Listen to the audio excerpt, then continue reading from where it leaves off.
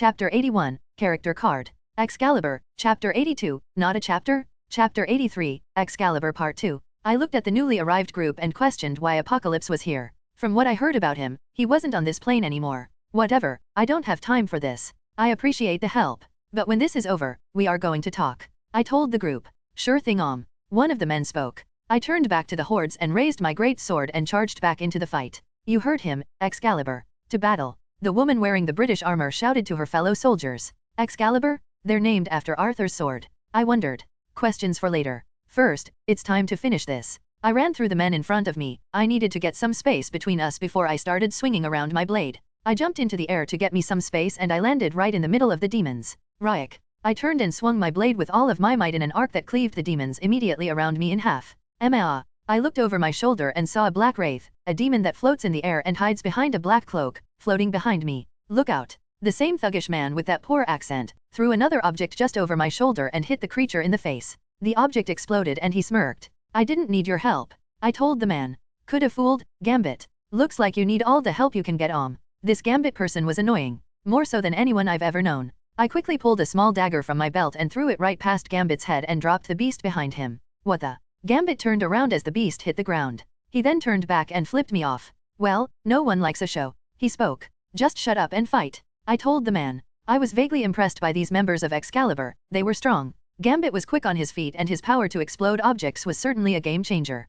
But the others were no slouches themselves. The one woman was strong and the other was an excellent swordsman. They seemed like good people. But there was still the problem. But I needn't worry about him for now. So long as he was helping there was nothing to be concerned about. P.O.V. Third person. Keep up the assault, their numbers are starting to dwindle. We can do this. Poseidon shouted to his men. Well, he certainly knows how to inspire the troops. And that sword. Do you think he's compensating for something, Captain? The young Asian girl asked. She threw her hands up and exploding sparks shot out from her hand that decimated the demons in front of her. Not now, Jubilee. We need to hurry and be done with this. There's no telling what Morgan is doing with the starlight. The captain spoke. She was wielding a pink blade in her hand and pink shield in her other. She face-bashed the demon in front of her with the shield and then spun around and decapitated it with her blade. This is getting insane. There's so many of them even with all of the soldiers, there just seems to be no end. Jubilee exclaimed. Do not falter, young one. We are mutants, strong. We can't allow ourselves to fall with humans. Apocalypse preached. Everyone, get back.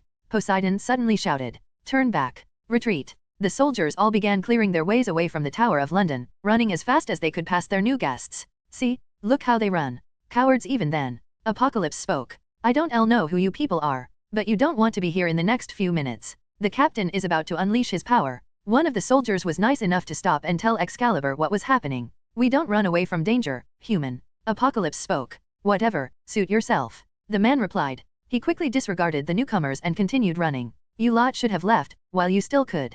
Poseidon spoke to the group. Not many people can withstand this. Poseidon placed his sword down into the ground and raised his hand. A bolt of lightning struck down on top of him and from it came his weapon of old. His trident. But that's... Gambit shouted. The team, Excalibur, all stared in shock at the weapon in the knight's hands. It was one they were all too familiar with. It can't be, can it? I know he was alive, but I didn't think I'd see him here. Neither did I, rogue. Gambit spoke. Poseidon ignored the mutants behind him and instead focused on the mission. A tower can always be rebuilt, but the lives of the people lost to this battle can never be replaced. You will atone for the sins you committed on these people with your bodies. Poseidon spoke. He raised his trident into the air and began channeling earthquakes through it. He swung his weapon with all of his might towards the crowded streets of London and the air cracked. A wide and powerful wave of destruction surged through the crowds, ripping apart the demons in front of him and a very large portion of the town. Yeah, he did it. The captain did it. The demons are gone. Whew. The soldiers all began pouring back in after the devastation and started celebrating. Spread out and search for any survivors and demons. Make sure none escape. Poseidon shouted. This is our victory, men. Yeah. Poseidon looked out at the destroyed city and shook his head. He hated having to use his powers in the city. It destroyed so much. Powers like his were made for warfare, but the world was starting to develop more. More cities were popping up, big ones and small ones. It was becoming harder to fully utilize his powers without destroying the world around him. Poseidon made his way over to the mutants and took his helmet off. He saw how they looked at him and smiled, seemingly like they were happy to see him. But instead of giving them a proper greeting like they were expecting, Poseidon raised his trident up to Apocalypse's chest. Yeah, welcome for the help, Good to see you still got it. Gambit spoke nonchalantly. He smiled and patted Poseidon on his shoulders. I thank you for the help. But you need to explain what you're doing here? and more importantly why I shouldn't kill you all for working with Apocalypse. Poseidon spoke. Okay, ol' Remy didn't see dat comin'. Chapter 84, X-Men. You dare point your weapon at me boy? Apocalypse shouted. You dare call me boy? Poseidon shouted back. He wasn't about to let some dictator speak down to him. Poseidon and Apocalypse got close and started barking in each other's faces mindless insults. Captain Britain inserted herself between the two men and tried shoving them both back only to move neither of them. What are you doing?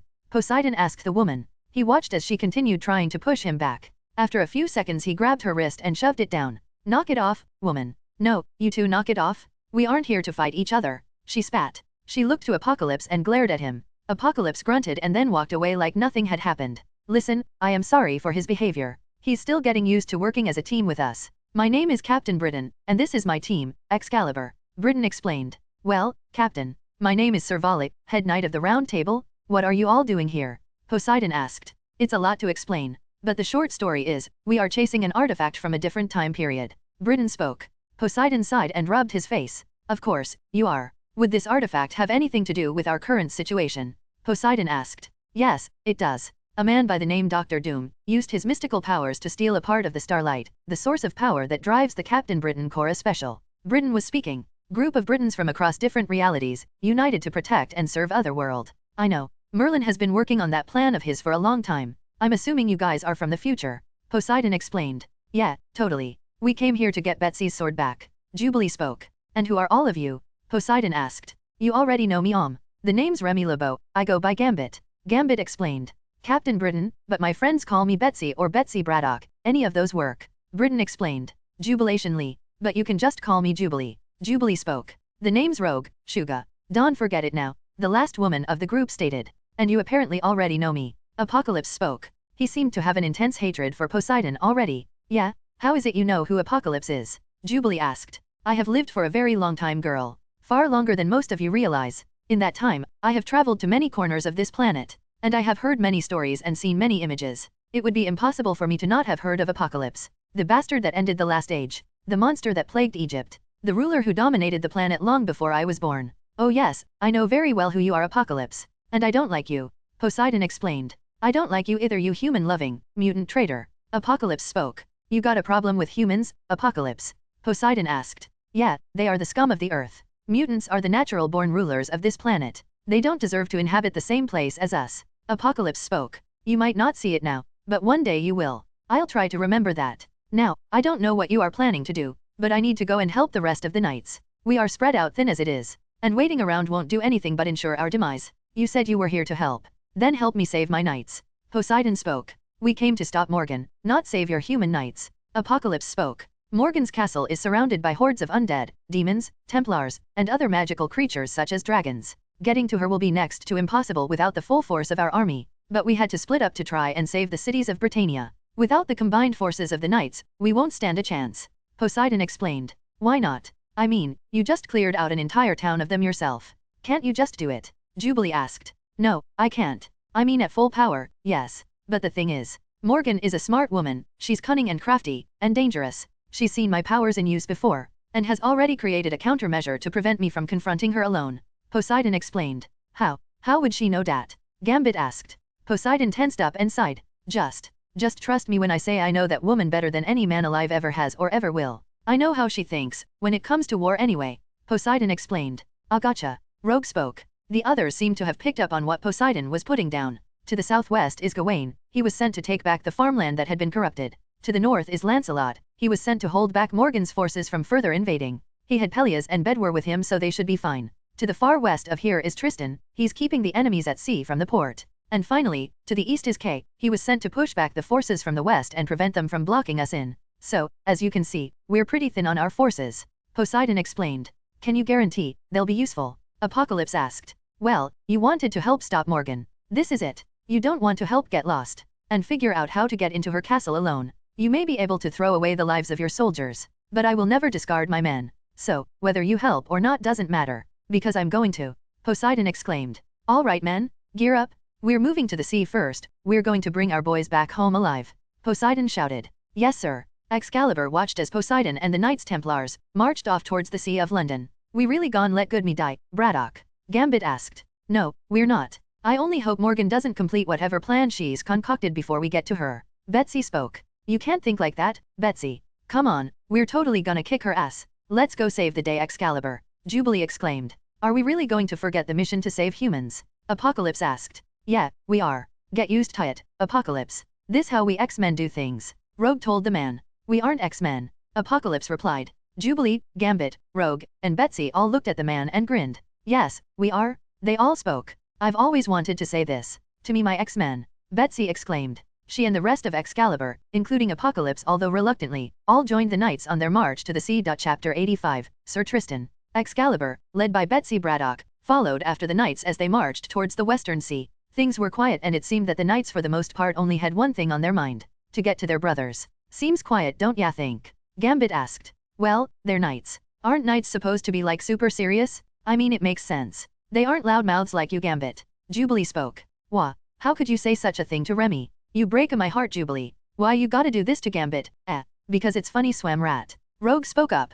Gambit turned to his wife and saw her laughing with Braddock. Oh, you think this funny too, Bets? Just wait, Gambit gonna pay all his debts back. With interest. Gambit stated. Oh, is that a promise, Remy? For you, Rogue, absolutely. Gambit replied. Okay, you two. I think that's enough. Any more and I think Apocalypse is gonna choke the life out of both of you. Betsy spoke. She could tell from Apocalypse's rather annoyed expression that he wasn't too fond of the playful banter, which is something he should have expected when he commissioned for Excalibur to be rebuilt. Why are we following these knights, Captain? Surely you can agree that this will all be over much quicker if we were to simply just attack Morgan. Even if she did manage to kill a few of us, we can always come back. Apocalypse spoke. I told you already why we're doing this. We're not going to just let these people die, Betsy told the man. As much as I detest his human-loving ways, he is still powerful. One of if not the most powerful mutant alive. He can handle this alone. We're simply just wasting time. Apocalypse spoke. Oh come on, Apocalypse. You can't tell me you aren't at least a bit curious about what he was like back then. He tells stories about his old days, but there's still so much we don't know.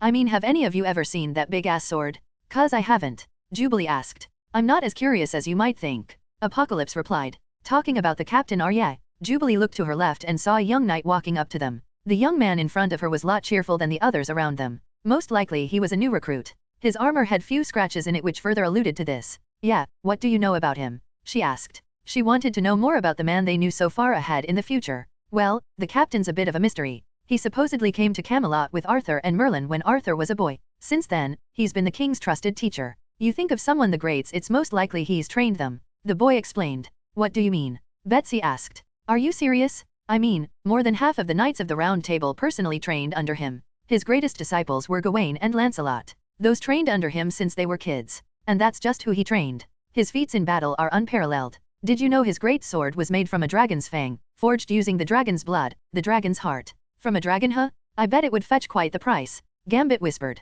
You'd be stupid to sell something like that. The knight stated. How'd he get it? Jubilee asked. What? The knight asked the girl. How do you think he got it? By killing a dragon. The biggest dragon anyone's ever seen. It was black as the darkest skies and its fangs were sharper and harder than any iron or metal ever seen. Jubilee felt a shiver run up her spine. Wait, you mean, like a dragon? Dragon? She asked. Jubilee had seen many things in her life, but never an actual fire-breathing dragon. Well, yes, that is what I'm talking about. The boy responded. Yeah, I'm with Apocalypse. Let's do this and get out of here. Jubilee spoke. Oh come on, Jubilee. You can't tell me that after everything we've fought, that you're scared of a dragon. Betsy asked. Look, I've known crazy all my life. But I have a son to get back to. I don't want to become dragon food. All right, Jubilee replied. Oh, don't worry about that. Dragons don't usually attack unless provoked. And besides, the captain is here. Nothing to worry about. The boy stated. You sure seem confident. How can you be so trusting of a man you know so little about? Betsy asked. It's simple. He's protected us for so many years,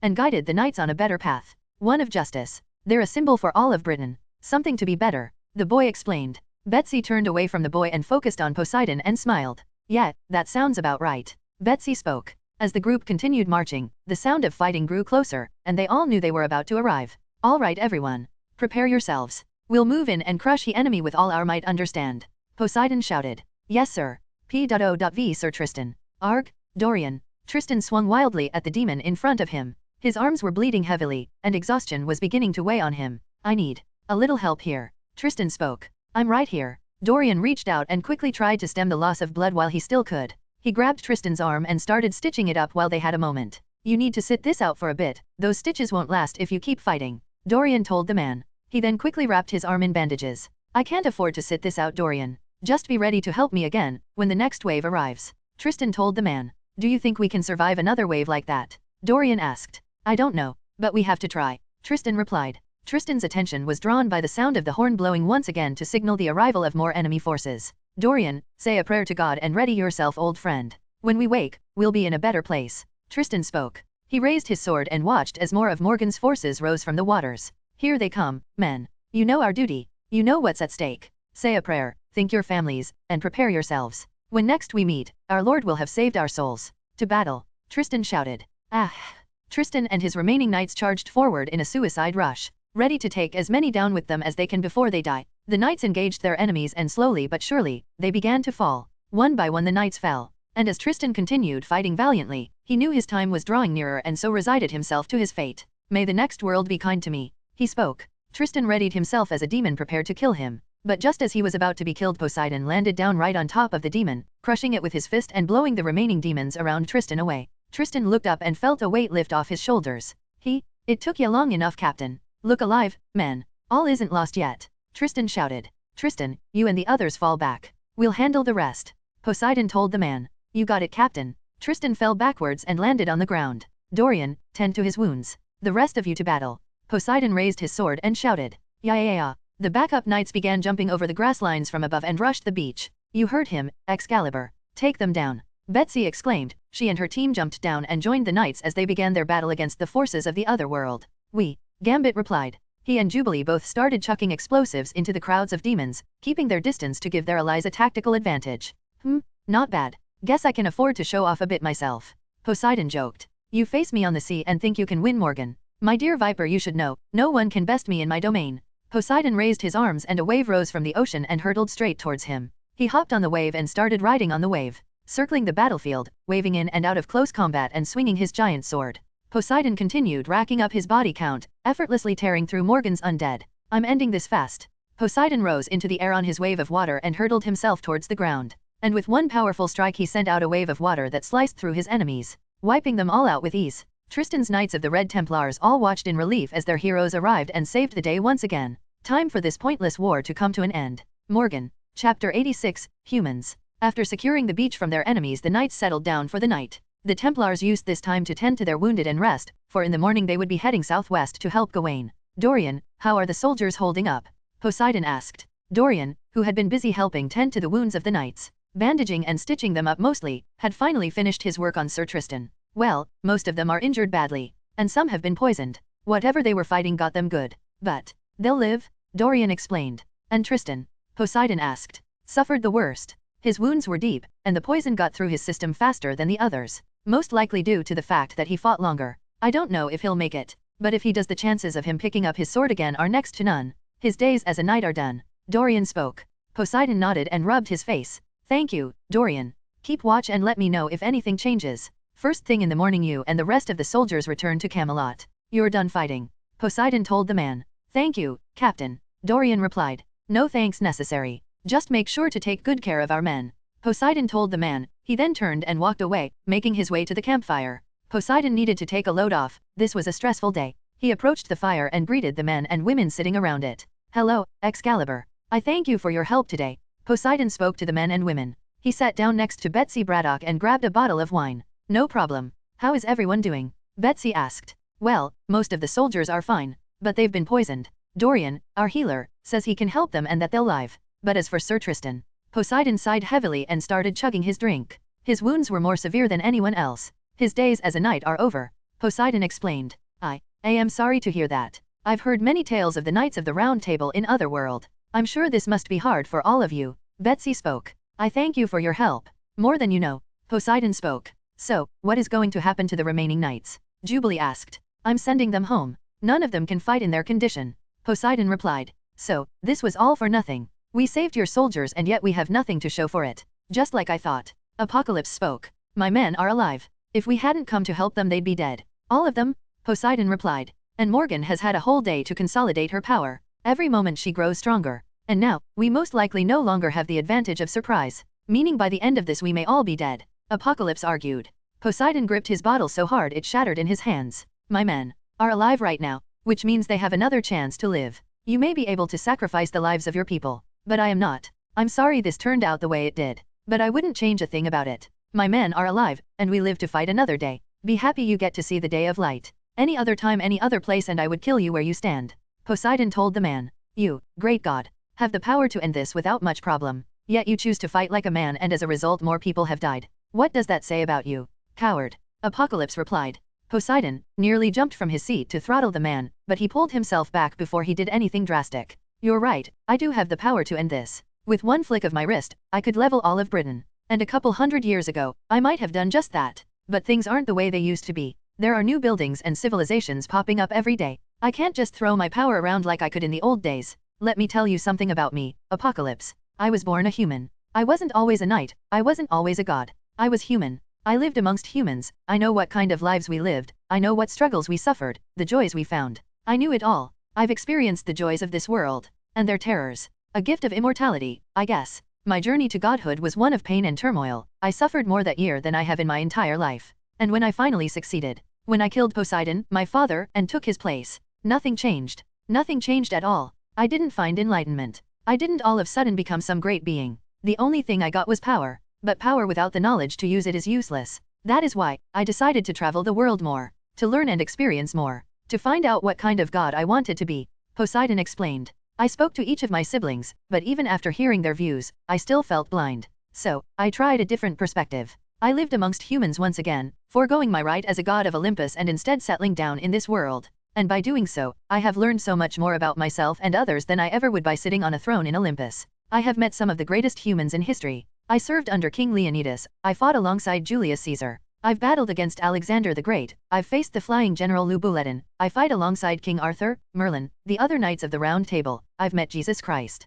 I would even say that I fought a bloody and grueling battle against Qin Shi Huang, the only man to ever be able to fight me to a draw. All of them were born so far apart and yet they all shared so many amazing qualities. They were each brave, strong, and wise men, some wiser than others, some stronger than others, but all of those great men were just that, men. Humans. Excalibur, each and every single one of them, listened closely as the man they would one day come to know, spoke such words of power about the humans they ridicule, the humans they see below them. Some in Olympus have even questioned me on pledging myself to Arthur's cause, and all I can tell them is, that it is a cause I respect. To fight for justice, to protect the people of this planet, to destroy evil, that is a cause worth fighting for. So, they can mock me, the entire world can mock me, the god who pledges himself to humans, the lowly god who sleeps with humans. Huh? I accept all of it, because if I could go back, there's not a damn thing I would change. I mean, I've even had the privilege and the joy to make love to the pure embodiment of fire, life, and death. That's not something many men can say they've done, is it? Poseidon spoke. So, go ahead, Apocalypse. Talk about me all you want. Nothing is going to change the way I view these wonderful creatures. But remember something. Whatever time, whatever future, whatever life you live in, humans will always be strong. They will continue to grow. Poseidon spoke. How can you be so loyal to these cockroaches? Why are you willing to die for them? Apocalypse asked. Because in many ways they are better than us. Poseidon replied. They are broken, flawed, animals. Apocalypse spoke. Damn right they're flawed. But a lot of them try to do better, to forgive. I've seen many of the evils humanity has to offer. But yet, every time I begin to doubt them even a little, I see it once again. The greatness they have within them. And if I can protect that greatness, if I can guide them to a better future, not just for themselves, but for all living beings, then I will. And there's not a damn thing I wouldn't do, to keep them safe. Even if the entire universe were to turn against them, even if my own flesh and blood turned on them, I would fight in their name. Poseidon explained. You would go against your own people. You would kill mutants like you, like me, like us. For them. Apocalypse asked. I would protect them, and mutants. I would find a way. Poseidon explained. You can't. Apocalypse spoke. I've been told that many times before. And yet every time, I rise to the occasion. I meet the storm head on, and I endure. I know there will come a day where I just might fail. But if I do, I know in my heart that someone stronger than me will rise up and take my place. But until that day, I will keep dreaming of a better tomorrow. For all of us.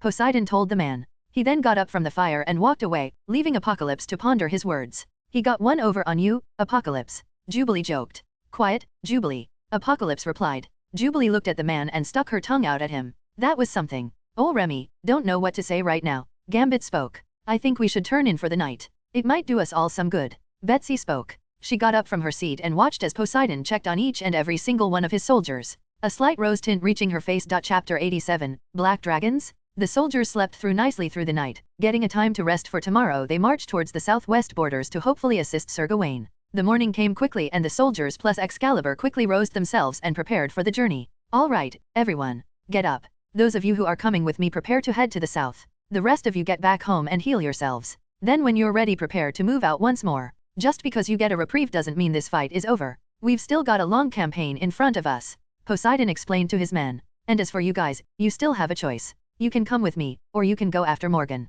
What will it be? Poseidon asked. We're with you. Betsy replied. She doesn't speak for me. Apocalypse spoke. What are you doing, Apocalypse? Betsy asked. Simple, if you are all so set on saving these humans, then it would be easier for us to split up. Just tell me where the others are, and I'll go there. The sooner we get through with this pointless campaign, the sooner we can deal with the real threat. Apocalypse explained. Okay, that sounds smart. Circe is directly east from our current position. I'm sure someone who has been around as long as you have can figure that out. Once you've secured Circe's position, head northwest. There you'll meet Lancelot's division. If we can get to Sir Gawain fast enough, we'll meet back up on Lancelot's position. Poseidon explained to the man. Very well, I shall take my part. Apocalypse spoke. One more thing. If any of my men die and I find out it was your fault, or you could have saved them, I'll kill you myself. Are we clear? Poseidon asked. Please, you may be a god, but I've faced gods before and won. Apocalypse spoke. None of those gods were me, though, were they? Poseidon asked. You'd be surprised, boy. You still have so much to learn.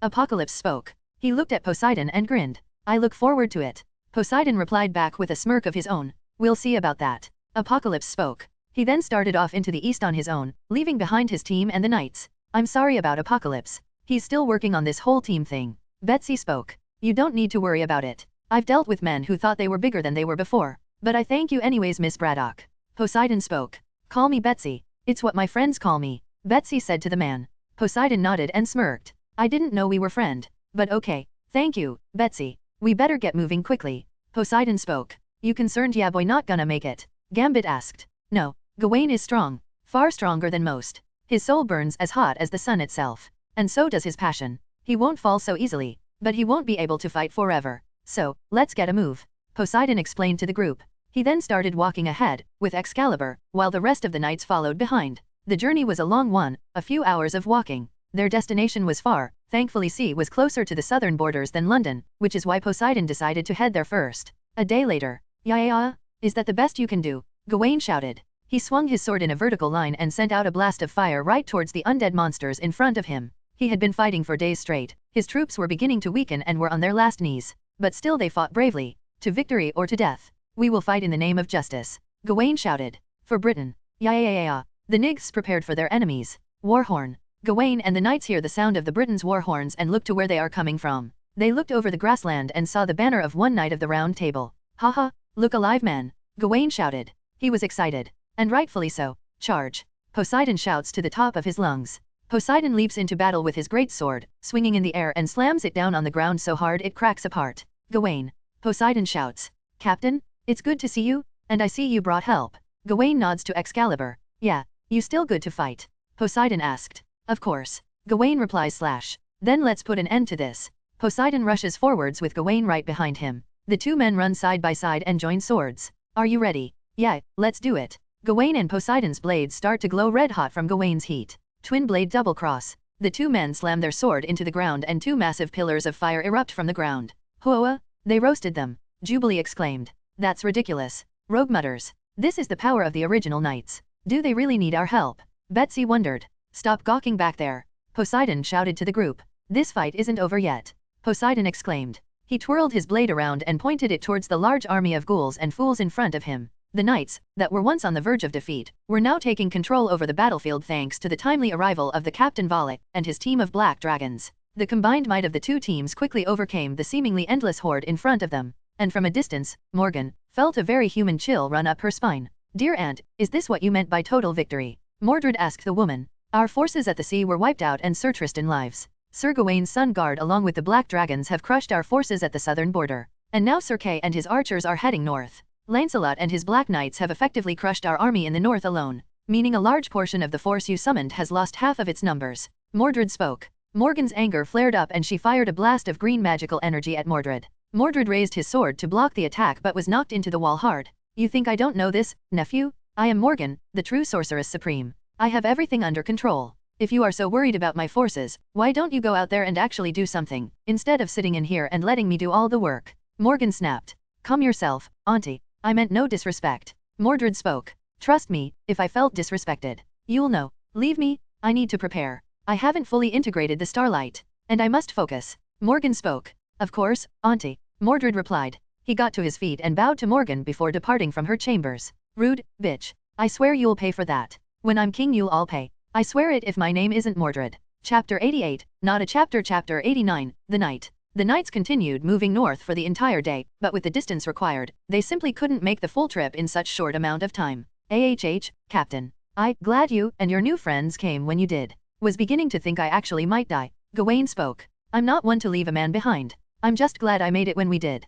Poseidon replied. And might I just say, you have brought some fine company. What is your name, my lady? Gawain dropped down next to Rogue and extended his hand for the woman. Rogue, and I'm happily married. Rogue replied. Damn right she is. Now move, soldier boy. Gambit said to the man. Oh, married. I see. Forgive me for my rudeness, my dear maiden. I wish no ill will. Gawain exclaimed dramatically. He jumped to his feet and started posing like an idiot, and Poseidon felt the urge to just slap him in the back of the head. Aha, but do not worry, for Gawain is still as valiant as ever. Okay, that's enough. Poseidon got to his feet and slapped Gawain in the head so hard the man rolled across the ground and hit a tree.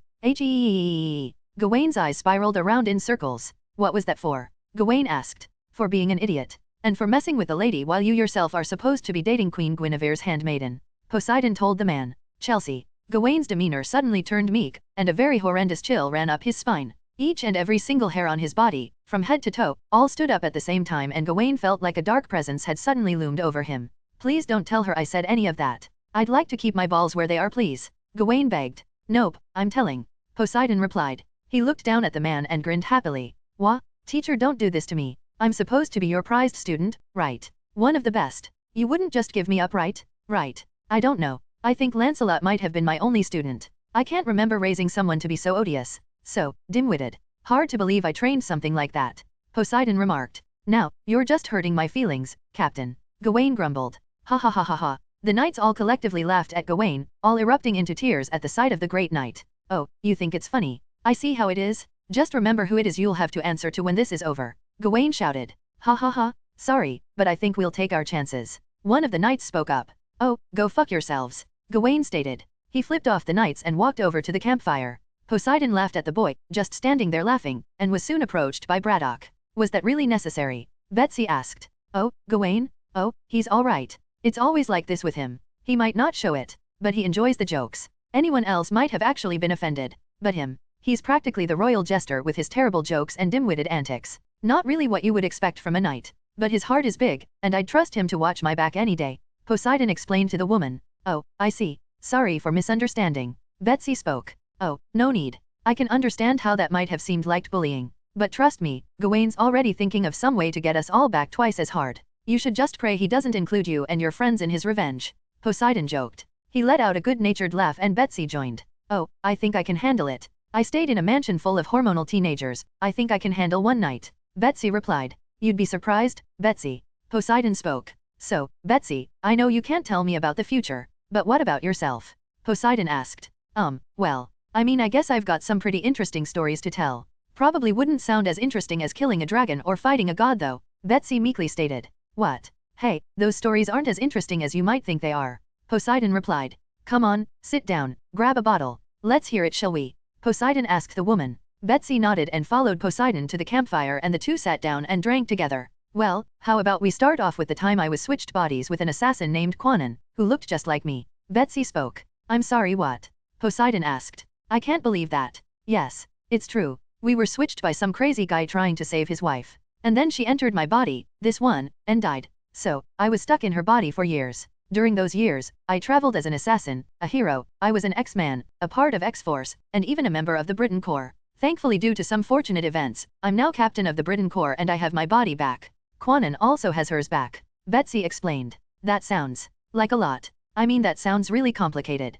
Poseidon exclaimed. So, were you guys like related or something? Poseidon asked. No, we were just really similar. Minus the hair, I guess. Betsy explained. She raised her hand and started playing with her beautiful violet hair. You are so beautiful. Poseidon told the woman. I'm sorry, what? Betsy asked frantically. She turned slightly red and started playing with her hair more. Well, I said you're beautiful. Poseidon reiterated. How can you say that so nonchalantly? Don't you feel any shame? Betsy asked. Well, it's easy. I speak my mind. Especially for someone so beautiful. Poseidon spoke. Betsy smiled softly and averted her eyes from the shining golden boy. Well, thank you, handsome. Betsy replied. I think I should go see how my friends are doing. They aren't exactly as thrilled for this throwback as I am. Betsy replied. Okay, you can go. One condition. Poseidon spoke. Betsy looked at the man and watched as he grabbed her hand and raised it to his lips, planting a soft kiss right on top of it. Please, come see me again. I want to hear more about these stories of yours. Poseidon spoke. I can't tell you too much, but okay, Betsy replied. She smiled and then walked past Poseidon to her friends, who were watching Gawain and a few other knights try to outdrink each other. Ah, that's bullshit. Ah hey, Gawain knows his brew better than anyone, kids. Heek, ha ha ha ha. Everyone, let's get drunk. Oh, boy, I'm not gonna get much sleep tonight, am I? Poseidon asked himself. He shook his head and sighed. I think I'd rather just go fight Morgan. Chapter 90, Lancelot. Late at night after drinking and celebrating their victory, the Knights of the Black Dragons and the Red Knights of the Sun were sleeping soundlessly, all for one. Poseidon lay on a path of grass, staring up at the everlasting sky, filled with stars for as wide as he could see. Deep thoughts. Poseidon looked over towards the voice to see Gawain stumbling over towards him. You could say that, yeah. Poseidon replied. Gawain, still tipsy, plopped down on the patch of grass right beside Poseidon and sighed. What's on your mind, boss? Gawain asked. Though their relationship was rocky in that they beat each other up and yelled at each other a lot, mostly because Gawain played like an idiot, they still cared about each other deeply. I've just been thinking about someone I haven't seen in a long time. I guess I've just been missing her. And then all this with Morgan. Poseidon sighed heavily and leaned back down. Sounds rough. I can't begin to imagine it. Literally. I mean, what you are is. You're different from what we are, so I fundamentally can't understand it. But if you miss her so much, why don't you go see her? I mean, it shouldn't be impossible, right? Gawain asked. You don't get it, Gawain. Things aren't that simple. My love life has been a wreck. My first wife killed along with my son, my second wife leaves me. Yeah, I understood, but it doesn't mean it doesn't hurt. And now, just as I was ready to try at an actual relationship again, she stabs me in the back. Literally. I'm beginning to think that with all my power, and all that I've done for the people, I'm starting to think I'm just destined to be alone. Poseidon explained. Hey, boss. Don't think like that, man. I'm sure there's someone out there for you. I mean, you just haven't tried. I mean, hey, aren't there other gods out there? Why don't you go asking one of them out? Gawain asked. If only it were that simple. Most of the other gods in this universe are so conceited and selfish, that they believe themselves to be above all others. I've met a handful of them and almost all of them are the same. Poseidon explained. You said almost. Does that mean there are some you've considered? Gawain wondered. Well, there was a few. Amaterasu, Isis, Pele. At one time I even harbored somewhat of a crush on the Asgardian goddess of death, Hela. Her ferocity and grace in battle was something to behold. But I don't think I've ever really cared for any of them like I have my wives. Poseidon explained. Well, sometimes you just gotta take a chance. Man, if I've learned anything from is that life is too short to wait around for someone to come along. That's why I started pursuing Chelsea. She was fiery, she wouldn't back down when I spoke to her, she'd even threaten me from time to time. Oh, seriously, don't tell her I was flirting with another woman earlier. Even if we aren't actually dating right now, I don't want to think about what's going to happen if she knew. Gawain spoke. Don't worry. I won't tell her. You will. Poseidon replied. What? Why me? Gawain asked. Because you always be honest with your woman. She'll appreciate you being truthful with her even if she is upset. You'll at least be fair to her. Whether or not she decides to forgive your small albeit crucial transgression, then that's up to her. Poseidon explained. Wait, how can it be small but crucial? Gawain asked. Because harmless flirting is no big deal. But when you're courting a young woman, it is a very big deal. Poseidon replied. Gawain shuddered and sighed. Yeah, I guess you're right.